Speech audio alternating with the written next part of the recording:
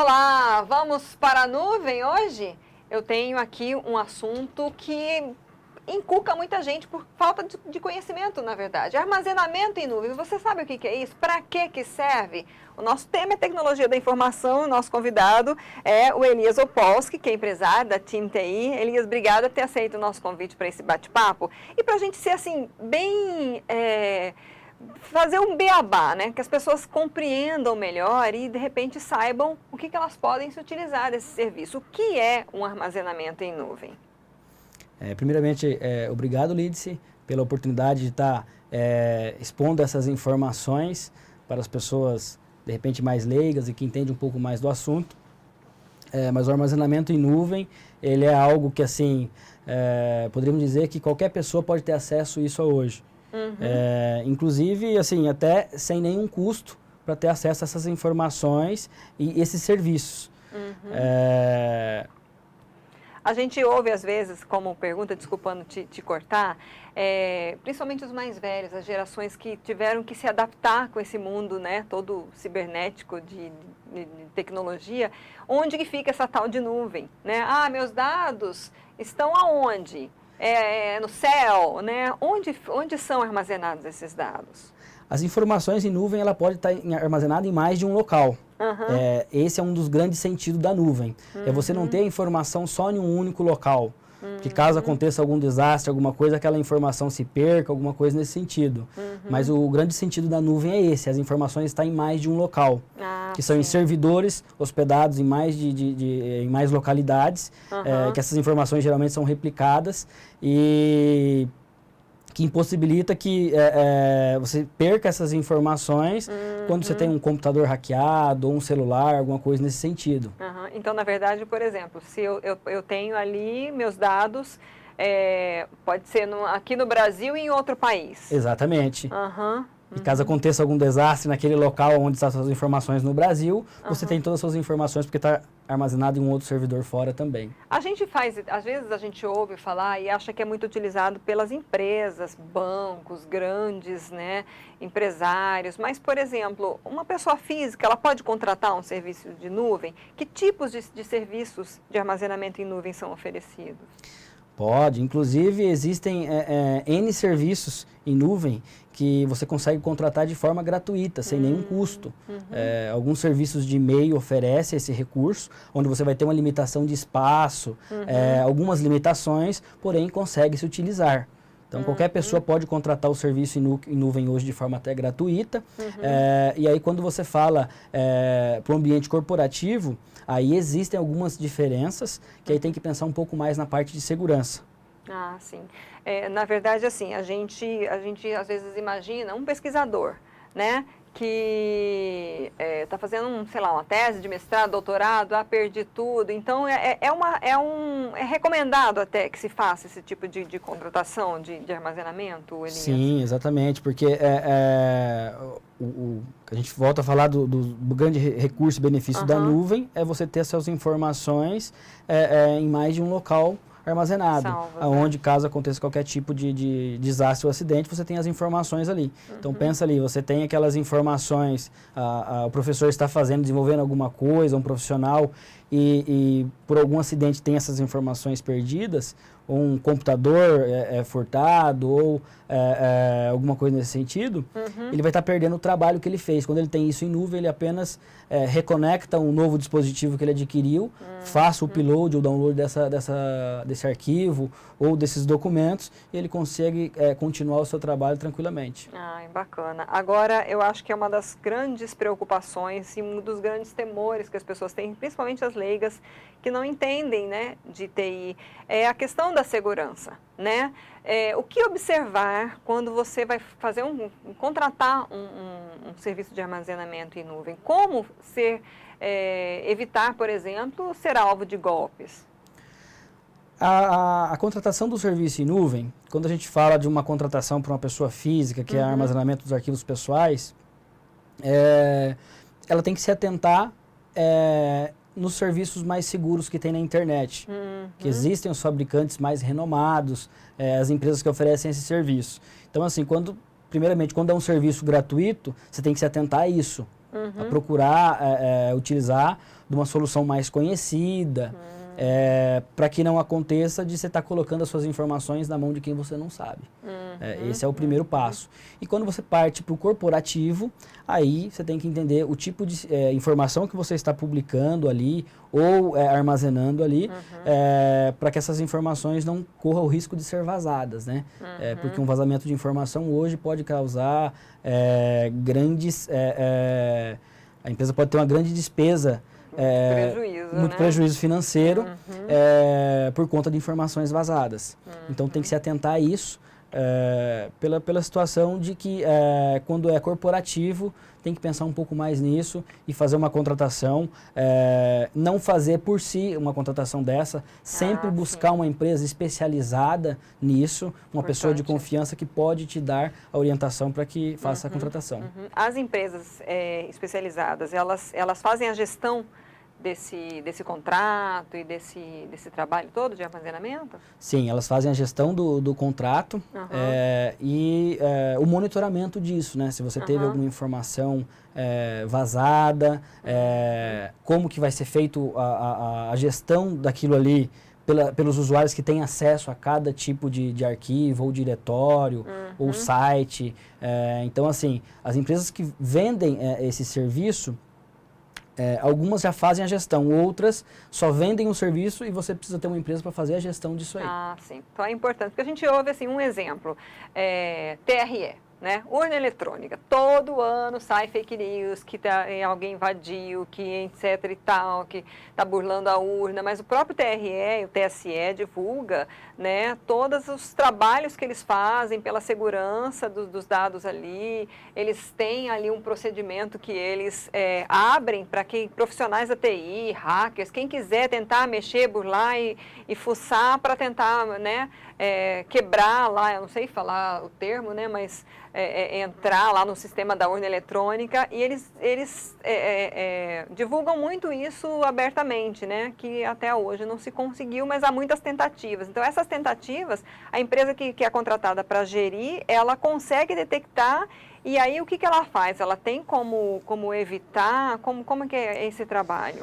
Sim, a nuvem em si, ela vai te entregar uma segurança limitada. E algumas outras seguranças você tem que agregar à contratação do serviço. Então, assim, as empresas que fazem a gestão disso aí já têm algumas soluções próprias de segurança, tá? Que elas aplicam ali para que quando, por exemplo, existe uma tentativa de acesso e essa tentativa, a pessoa errou 3 vezes a senha, vai lá e bloqueia aquela conta. E só desbloqueia quando um determinado administrador vai lá e autoriza. Que ele vai lá e justifica, eu errei a senha. E não é uma pessoa de fora. Por exemplo, você consegue definir, eu só quero que acesse essa conta através da região tal. Então, você pode falar assim, eu não quero que minha conta tenha acesso que não seja do Brasil. Então, isso acaba aumentando mais a segurança. Existe duplo fator de autenticação, por exemplo, que é uma forma de aumentar a segurança também. Então, essa segurança você vai definindo de acordo com o que a empresa vai oferecendo para você. Sim. Então, assim, quando você contrata um serviço em nuvem, se você não tem um gerenciamento disso, você acaba deixando as suas informações expostas se não tem uma devida orientação de como deve ser feito. Por isso é interessante que tenha a contratação de uma empresa especialista nesse assunto para fazer o gerenciamento. Ah, interessante, porque aí depende muito dos dados que você tem e você pode estar, na verdade, contratando sem uma gestão algo que vai depois lá na frente dar mais problemas, né? Exatamente. Se você não tiver esse monitoramento, né? A gente estava conversando um pouquinho antes da gravação, falando um pouco mais também dessa questão de segurança, e você estava dando umas dicas tão bacanas para o dia a dia da gente, como cidadão, como usuário de TI, né? Eu queria que você passasse essas dicas. Por exemplo, você falou de duplo fator de autenticação. E aí, em relação ao WhatsApp, né? Eu queria que você falasse um pouquinho digamos, esses comportamentos que a gente tem que ter no dia a dia para evitar que os nossos dados pessoais sejam acessados ou, enfim. Passa umas dicas para a gente aí, Elias. Primeiramente, a gente tem que atentar em relação a usuário e senha. não ter senhas fáceis, que envolvem nome, data de nascimento, as coisas que cotidiano o pessoal acaba utilizando. Esse é um dos pontos.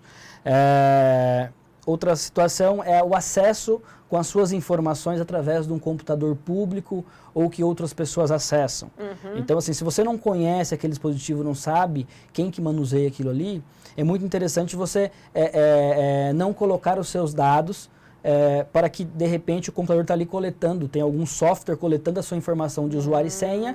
Quando você entra com o seu usuário e senha, fica gravado no aplicativo ou software malicioso que tenha no computador, e aí as pessoas conseguem de outros locais acessar isso de forma bem tranquila, porque tem acesso ao usuário e senha. Sim. O que ajuda a proteger isso? Por exemplo, o duplo fator de autenticação.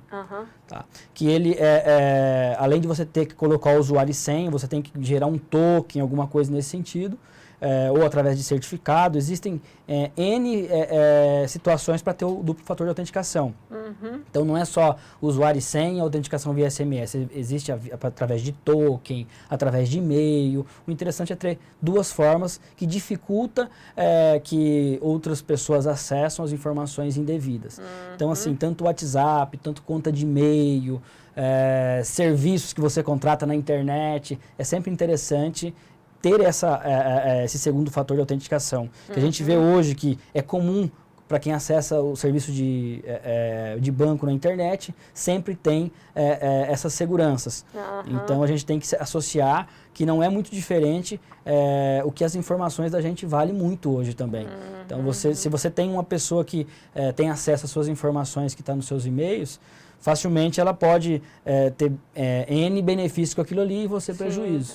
Então, por isso que, por exemplo, tem muitas instituições financeiras, muitos bancos, que para você acessar de um computador, você tem que autorizar, ter um tipo de autenticação, não sei como é que se chama, daquele computador, tipo, você vai autorizar aquele. Exatamente. Só. Se você tentar acessar por um outro computador, você não vai conseguir entrar no seu internet banking. Exatamente. Isso, né? E assim, para algumas aplicações, é um pouco mais difícil de você fazer isso. Porque, por exemplo, você precisa da mobilidade.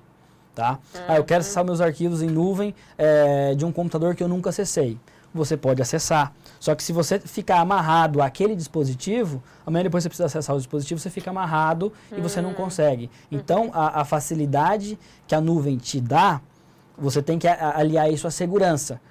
Porque se você não colocar a segurança junto com isso, você pode ter os problemas que é o que o banco evita hoje. Amarrar aquele dispositivo, aquele acesso, que eles precisam colocar o máximo de segurança possível naquilo ali, né? Então, no mesmo sentido é quando você tem as suas aplicações ou serviço publicado. Então, na verdade, assim, algo importante é evitar acesso de computadores que você não conhece. Lan House, como é que é a questão de segurança na Lan House? A Lan House é um dos itens, assim, que a gente até pouco se vê hoje, né? Mas existem situações, a gente fala de computador público, porque hoje às vezes você chega num auto center, alguma coisa, tem um computador ali que todo mundo pode utilizar, tá? Que fica na sala de espera, alguma coisa nesse sentido. Então, você tem que pensar muito o tipo de informação que você vai colocar ali. Porque pode existir de chegar uma pessoa mal intencionada, instala uma aplicação ali para que fique coletando isso. Um outro item bem comum, tá? Utilização de internet pública. Tá? Isso é um item que ele tem que ser bem pensado. Quando você acessa uma internet pública, você coloca um usuário e uma senha de autenticação, existe a situação de quando você coloca aquilo ali, tem uma outra pessoa ali pegando essas informações, capturando todas essas informações. Então, às vezes você chega num espaço lá, por exemplo, chega aqui na RD News e vejo aqui, conecto na rede RD News visitante. Só que é uma pessoa que está com o carro aqui na frente, num notebook, com uma rede com o mesmo nome. E quando eu conecto, essa pessoa já começa a pegar meus dados. Então, é um item que a pessoa tem que ficar muito atento quando vai se conectar e as informações que está fornecendo. Porque através dessas informações, a pessoa pode ter acesso aos seus dados também. Aí, assim, a gente vê, assim, tem clínicas, tem shoppings, tem empresas que para você ter acesso ao Wi-Fi deles, eles pedem para você cadastrar ali, nome, não sei o quê, às vezes tem alguns que pedem CPF, então isso é risco. Sim. Mesmo que seja um local que tudo bem, eu conheço, aquele shopping, aquela empresa, mas há um risco aí real. Sim. A questão de você fornecer os seus dados você tem o risco tanto de estar fornecendo as suas informações, tá? E elas serem roubadas de alguma forma, quanto também a situação de você fornecer ali e a pessoa está capturando aquelas informações para utilizar ela de alguma forma, para prejudicar a pessoa de alguma forma, né? De algum jeito. Bom, você tem rede social, um site que as pessoas possam te conhecer mais, conhecer a sua empresa, acessar, tirar mais dúvidas? Porque assim, eu sei que eu acho que o tema vai se aprofundando e tem muito mais o que abordar, né? Mas a gente, infelizmente, a gente não poderia ficar até uma tarde toda aqui batendo esse papo. Mas assim, como te achar, Elias? Através das redes sociais, consegue me encontrar. O site da empresa é teamti.com.br e as redes sociais também é TeamTI Tecnologia, onde a gente está nas redes sociais, na internet, e pode nos procurar que a gente vai estar tirando essas dúvidas e auxiliando as pessoas para que tenha esses acessos seguros de melhor forma possível. Tá joia, muito obrigada pelas informações. Nós conversamos então com o Elias Opolsky, empresário, né, proprietário da TeamTI. Fica aí novamente o endereço teamti.com.br ou TeamTI Tecnologia nas redes sociais, se você quiser saber um pouco mais sobre armazenamento em nuvem ou outros temas na área. Essa entrevista fica disponível no nosso canal do YouTube, nos sites RDTV, RD News, com chamadas das redes sociais. Curta e compartilhe. Até a próxima.